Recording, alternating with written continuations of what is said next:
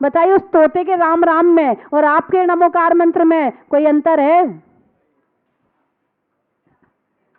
यदि अंतर होगा तो तब होगा कि आप जैसे वो तोता राम बोलता है मगर राम का ध्यान नहीं लगा सकता है, मगर आप नमोकार मंत्र में अरिहंत सिद्ध आचार्य उपाध्याय साधु का ध्यान लगा सकते हैं। उसमें और आप में ये अंतर है। और नहीं लगाया तो अरे बोलो ना, है? हाँ, बैंक में खाता का, मिलने में साता का और नहीं होने में तोता का बड़ा ही महत्व है। तो बंधुओं, हमें तोता जैसे नहीं बनना है, हमें कैसा बनना है? नमोकार मंत्र भाव, नमोकार मंत्र पढ़ करके भाव ज्ञानी बनना है। कौन सा ज्ञानी बनना है? भाव ज्ञानी। आप पूजा भी करो, भाव से करो, एक एक लाइन। बिल्कुल सुबह मैंने जब मैं यहाँ पूजा में शुरू में नहीं आई थी तब देख रही थी कि जल्दी जल्दी पढ़ रहे हैं, अर्थ निकाल ही नहीं रही है। उसके बाद फिर धीरे धीरे पढ़ना शुरू करवाया मैंने। फिर तो वाह वाह, भाई साहब कह रहे हमें तो जाना था मगर आपके कहने से रुक गए। चलो किसी का कहना माना तो सही। यदि हम अपने आप कोई अच्छा काम नहीं कर पा रहे हैं तो कम से कम कोई कह रहा है और कर लें तो भी हो जाएगा। जैसे इनने हमारे कहने से यहाँ पूजा विधान किया। यदि आपसे कभी कोई कहे कि ये व्रत ले लो, ले लेना। नहीं देखो, उसमें हंसने वाली बात नहीं है। यदि कम से कम हम खुद तो नहीं कर पा रहे और सामने माता जी महाराज जी ने कहा है तो कर लो, जो होगा सो देखेंगे। क्या होगा? शरीर का क्या होगा? उल्टी होगी और क्या होगा? कर लेंगे, मगर व्रत तो हो जाएगा ना। मन में एक शांति तो आएगी कि चलो हमने व्रत किया है, हमने उपवास किया है। थोड़ी बहुत उल्टी पलटी तो शरीर में खा खा के उल्टियां होती हैं, यदि बिना खाए हो गई तो कोई बड़ी बात नहीं है। बीमार तो वैसे ही होना है, शरीर को खा खा के बीमार हो रहा है, थोड़ा सा बिना खा के हो जाए तो कौन सी बड़ी बात है। यदि कोई कहे कि त्याग व्रत उपवास कर लो तो कर लेना, यदि कोई कहे माला फेरो तो फेर लेना। आप मंदिर से अभी अभी आए हैं और किसी ने कहा चल मंदिर चल, मना मत करना कि अभी होके तो आए, नहीं चले जाना। यदि अच्छा काम कोई कहे तो कर लेना, जैसे आज आपने किया है। बड़ा अच्छा लगा। तो बंधुओं, सारी विद्याएं भगवान के चरणों में हाथ जोड़ के खड़ी होती हैं। हम विद्याओं के पीछे भागते हैं और विद्याएं भगवान के पीछे भागती है। और उसके बाद भी जब भगवान मोक्ष जाते हैं तो भगवान सारी विद्याओं को यहीं छोड़ करके और मोक्ष में अकेले चले जाते, किसी को लेकर नहीं जाते हैं। अकेले आए हैं, बोलो ना, किसी को साथ ले जाओगे क्या? हैं? किसी यदि कोई आपसे कहे भाई साहब देखो सारी जिंदगी अपन ने सारी यात्राएं साथ साथ करी हैं, सारी जिंदगी अपन साथ साथ रहे हैं, अब मैं अंतिम समय है मेरा, अब मैं जा रहा हूं, आप चलो ना मेरे साथ। जब सारी जिंदगी साथ रहे तो अब तो चलो मेरे साथ, वो जाएगा आपके साथ? अरे बोलो ना, अकेले जाना पड़ेगा? वाह, यहाँ सारे ज्ञानी बैठे हैं, सब समझदार बैठे हैं कि अकेले आए हैं और अकेले जाना पड़ेगा। बंधुओं, इस जीवन का कोई भरोसा भी नहीं है। अब आप सोचो, आपके यहाँ कंप्यूटर आप खरीद के लाते हैं, गारंटी कार्ड आता है, 1 साल की गारंटी आता ना। अब मोबाइल खरीदते हो तो उसमें भी बोलो ना गारंटी रहती है ना। लेकिन जिसने खरीदा है उसकी और जिसने बेचा है उसकी कोई गारंटी है? पुद्गल की तो गारंटी है, तुम्हारी कोई गारंटी नहीं है। जब जन्म लिया था तो कोई गारंटी कार्ड हमारे साथ में नहीं आया था कि हम कितने साल जिएंगे। कोई बचपन में चला जाता है, कोई जवानी में चला जाता है, बुढ़ापे तक पहुंच गए हो। बड़े पुण्यात्मा जीव हो जो आप यहां पर बैठे हो, बड़े पुण्यात्मा जीव हो। चौराहे पर दीपक जल रहा है, आश्चर्य है। चौराहे पर रखा हुआ दीपक जल रहा है, आश्चर्य है। बुझ गया, कोई आश्चर्य नहीं है। चौराहे में रखा है, हवा चल रही है, बुझ गया, कोई आश्चर्य नहीं। हम जी रहे हैं, ये आश्चर्य है। हम चले गए, ये कोई आश्चर्य नहीं है। मेरी बात आपकी समझ में आ गई? हाँ बोलो ना, आ गई?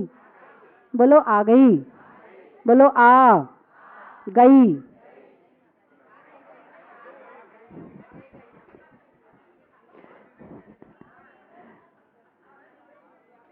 अभी बस में बैठ के पता चलेगा गई कि नहीं गई। अब बस में बैठ के पता चलेगा कहाँ वो निकल के उड़ गई। वहां पहुंचते पहुंचते जो मैंने प्रवचन में बताया, एक एक चर्चा करना सारी। आज मैंने प्रश्न मंच कर लेना वहां बस के अंदर कि माता जी ने क्या क्या बताया आज प्रवचन में, और फिर पता चलेगा उत्तर है या गई या चली गई। तो बंधुओं, हम बहुत सारी चीजें ध्यान से सुनते हैं, मगर इतना ज्ञाने वर्णी कर्म का क्षयोपशम नहीं है कि वो हमें याद रह सके। ये हमारे ज्ञानावर्णी कर्म का क्षयोपशम है, कम है, हमारा बहुत कम है। हम चाहते हैं हमें तो भी याद नहीं रहता। नहीं, याद तो रहता है, ऐसी बात नहीं। आपको जो चीज चाहे तो वो तो याद। अभी बैठे बैठे महिलाओं से पूछ लो कि मिर्ची का डिब्बा कहाँ रखा है और धनिया का डिब्बा कहाँ, भी यहीं बैठ के बता देंगी। हाँ, और भाइयों से पूछ लो दुकान में वो सामान कहाँ रखा है, यहीं बैठ के फोन पे, अरे वो उसको उठाना, वो ऊपर वाला डिब्बा उसके नीचे वाले में देख, कहाँ देख वही रखा। अभी फोन पे बता देंगे कि कहाँ कौन सा। जो चीज याद रहती नहीं रहती। एक अम्मा जी आई, बोले माता जी हमें कुछ याद नहीं रहता है। तो मैंने कहा कि कोई बात नहीं, पहले मेरे एक प्रश्न का उत्तर दीजिए। आप इतने शास्त्र पढ़ती, बोले मैं इतने वो करती हूँ लेकिन मुझे कुछ भी याद नहीं रहता है, कोई बिनती याद नहीं रहती है, पूजा याद नहीं रहती है। मैं 10 साल से पूजा कर रही हूँ, मुझे आज तक एक भी पूजा याद नहीं है। हाँ, आजकल के बच्चे कहते हैं मम्मी तुम कितने साल से पूजा कर रही? बेटे 20 साल हो गए पूजा करते। मम्मी अभी भी जिनवानी उठानी पड़ती है, 20 साल में पूजा याद नहीं हुई अभी आपको? हाँ, बच्चे व्यंग करते हैं, कैसी पूजा करती हो जो तुम्हें आज तक याद नहीं हुई है? तो वो अम्मा जी से मैंने पूछा आपके कितने बच्चे हैं? बोले 8 लड़के हैं, 4 लड़कियां हैं। मैंने कहा सबके नाम बताओ। उन्होंने सबके नाम बता दिए। फिर मैंने कहा आपकी बहुएं आ गई? हाँ 8 आ गई। मैंने कहा उनके नाम बताओ। उनके नाम बता दिए। फिर मैंने उनसे कहा अच्छा अम्मा जी आपके नाती पोते भी होंगे? बोले हाँ, पूरे आंगन किलकारियों से गूंज रहा है। मैंने कहा नाती पोतों के नाम बताओ। उनके नाम बता दिए। फिर मैंने कहा जो लड़की हुई है उनकी शादी कहाँ कहाँ, उनके भी बता दी कहाँ कहाँ शादी। मैंने कहा बहुएं कहाँ कहाँ से आई हैं, उन शहरों के भी नाम बता दिए। मैंने कहा जब बहुएं आई थी तो दहेज भी मिला होगा? हाँ, बड़ी के यहाँ से इतना आया था, 2 नंबर वाली के यहाँ से इतना आया था, 3 नंबर वाली के यहाँ से इतना आया था, उसके यहाँ से कम आया था, उसके यहाँ से ज्यादा। मैंने कहा अम्मा जी अभी तो आप कह रही थी कि आपको कुछ याद नहीं रहता है।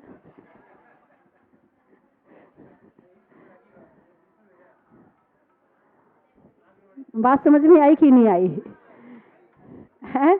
हमें जिन चीजों के प्रति मोह होता है, जिन चीजों के प्रति राग होता है, वो चीजें हमें याद रह जाती हैं, और जिन चीजों के प्रति मोह राग नहीं होता वो चीजें हमें याद नहीं होती हैं। आपका घर मंदिर जी से दूर है, बीच में मार्केट पड़ता है, आप मंदिर से लौट रही हैं, बाहर कोई बढ़िया सी साड़ी टंगी हुई है, ओहो वो साड़ी देख ली, यही चाहिए मुझे। तो अब घर जाके साड़ी याद रहेगी नहीं रहेगी, और वो गाड़ी याद रहेगी नहीं जो चाहिए आपको, जो गाड़ी देखी आपने। तो जिन चीजों से राग मोह होता है वो तो हमें याद रहता है, बाकी याद नहीं रहता है। और भगवान ने सारी संसारी चीजों से मोह राग छोड़ दिया, इसीलिए उनकी क्वालिटी बन गई। और जब तक हम इन चीजों से मोह राग करते रहेंगे हमारी क्वालिटी बनने वाली नहीं है। तो त्याग में क्वालिटी बनेगी, इकट्ठा करने में क्वालिटी नहीं बनेगी। और आप कौन है तो होते इकट्ठा करने वाले? पुण्य के उदय में आ रहा है और पुण्य में लगा दो, बात खत्म। तो मैं 3 चीज बोलूंगी, आपको कहना बड़ा ही महत्व है।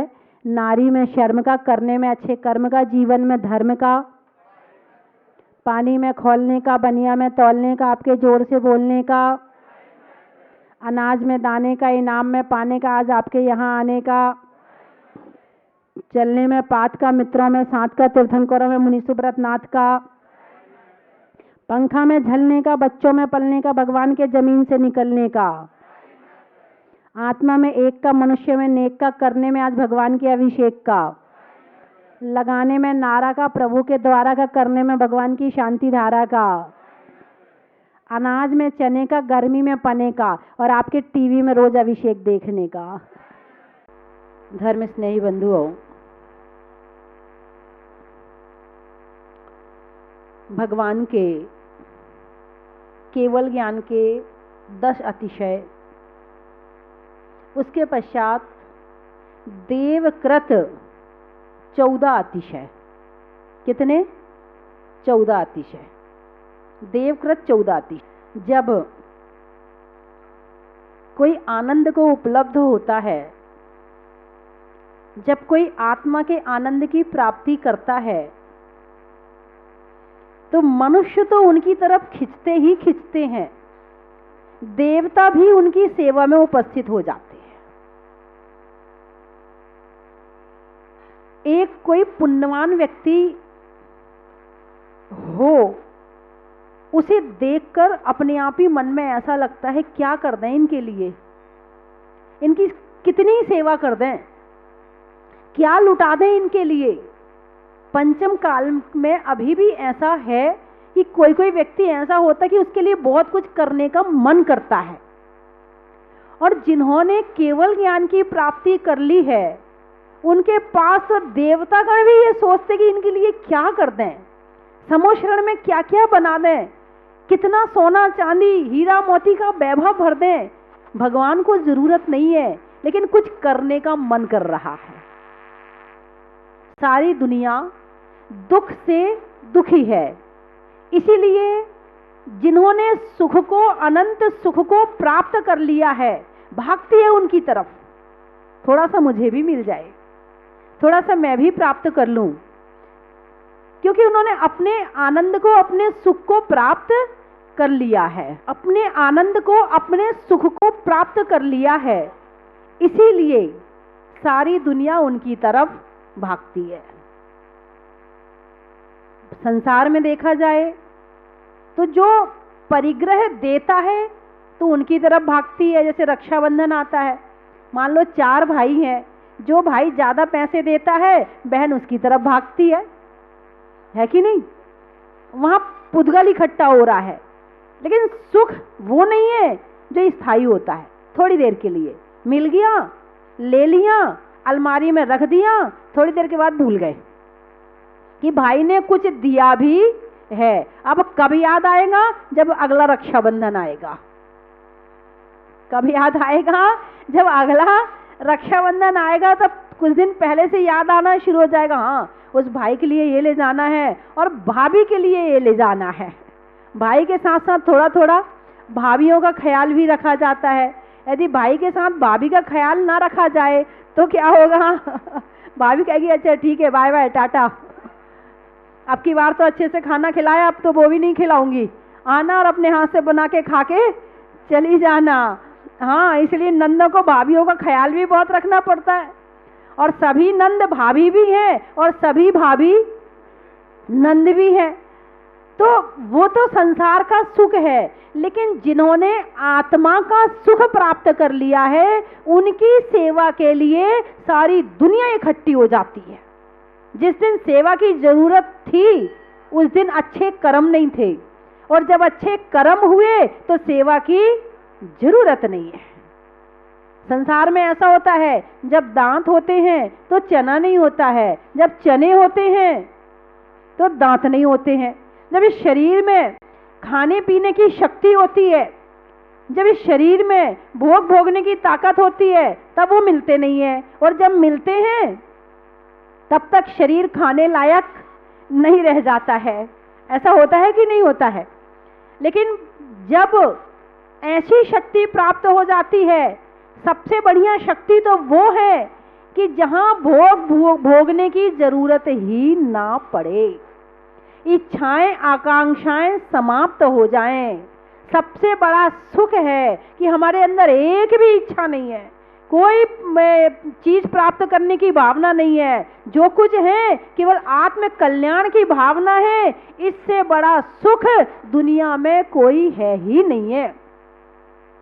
आपकी दृष्टि में सुख ये होगा, आपकी बात लोग मान लेते हैं, आप जो कहते हैं सामान वो लाकर दे देते हैं, आप बड़े सुखी हैं। भाई हम तो बहुत सुखी हैं, हमें किसी चीज की जरूरत नहीं। क्यों? अरे हमारे बेटे तो जो कहो वो लाकर दे देते हैं, जहां कहो वहां घुमा देते हैं, जैसा कहो वैसा कर देते हैं। आपके लिए ये सुख वर्तमान में महसूस हो रहा है, लेकिन वास्तविक सुख तो वो है जहां इच्छा आकांक्षाएं रहे ही ना, मन एकदम शांत हो जाए। इच्छाएं रहेंगी तो उछलेगा मन, उछलेगा। जैसे पानी में लहरें उठती हैं, लहरें उठना ये सामान्य सरोवर का काम नहीं है। सामान्य कब है? जब बिल्कुल शांत हो जाए, उसमें एक भी लहर ना उठे, उसे कहते हैं कि बिल्कुल शांत सरोवर। ऐसे ही हमारे मन में इच्छाएं आकांक्षाएं उठ रही हैं, इसका मतलब ये है कि अभी शांति नहीं है। और तो और जिनकी इच्छाएं पूरी होती हैं अच्छी बात है, जिनकी नहीं होती हैं वो भी अपनी इच्छाओं को खत्म करना नहीं जानते हैं। परेशान होके तो खत्म कर लेते हैं, सुनता ही नहीं है, मानता ही नहीं है, लाता ही नहीं है, ऐसे तो खत्म कर लेते हैं, मगर मन ही शांत हो जाए ऐसे समाप्त नहीं करते हैं। अब बताइए, हमारे मंदिर में भगवान बैठे हैं, आज तक भगवान ने अपनी कोई एक आध इच्छा व्यक्त की क्या? अरे भक्त जरा बढ़िया वाला चावल लाया कर, कहा क्या भगवान जी ने? नहीं कहा। भगवान जैसे यहां बैठे हैं ऐसे ही शमो शरण में रहते हैं, वहां वो साक्षात रहते हैं। यहां हम जिन बिंब प्रतिष्ठित प्रतिमा के दर्शन कर रहे हैं, भगवान वहां भी नहीं बोलते हैं, क्योंकि जिन्होंने अपनी आत्मा का आनंद सुख प्राप्त कर लिया है, उन्हें अब संसार की कोई दूसरी वस्तु सुख नहीं दे सकती है। तो उन अतिशय में एक अतिशय है सभी ऋतुओं के फल फूल एक साथ आना। सभी ऋतुओं के फल फूल एक साथ आना, ये देवताओं का काम होता है। जहाँ भगवान बैठे होते हैं, जहाँ भगवान का समोशरण लगा होता है, कई दूर दूर योजन तक चारों ऋतुओं के फल फूल एक साथ आ जाते हैं।